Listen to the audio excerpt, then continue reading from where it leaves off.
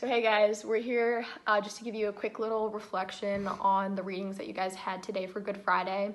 So basically it was in John's Gospel, just talking about all of Jesus's passion, which is kind of a lot to talk about.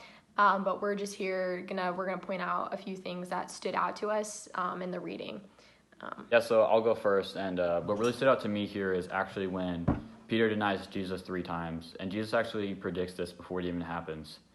And I think the reason this stood out to me is because a lot of people say, well, if Peter was our first pope and he was supposed to be so holy, how could he do such a thing? And I think that we have to realize that everybody is human and we all have like our mistakes and our sins, and that what matters the most is how we deal with the after effects of these sins. And what Peter did was he went out and sought forgiveness. And really the only difference between Peter and Judas was that Peter went and was able to accept that he did something wrong and went and got forgiven. And Judas just couldn't bear it anymore. And so that's why Judas, we refer to as the devil.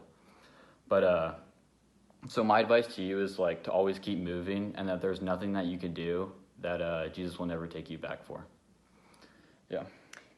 So what stood out to me was actually thinking about Mary, just thinking about how she was suffering at the foot of the cross, just watching her son slowly die, just suffered such a horrible death, and to have her just be with him watching his whole passion is just kind of heartbreaking to think about.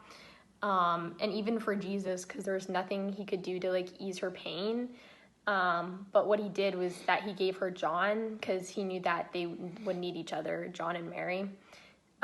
So one thing that I challenge you guys to do is to remember that Mary is always there for you, because life does get difficult sometimes and it's too hard for us to handle on our own.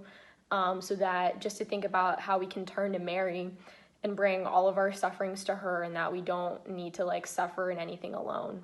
So the last thing I wanted to leave you guys with is thinking about one of the last things Jesus said when he was on this earth. He said, "Behold your mother."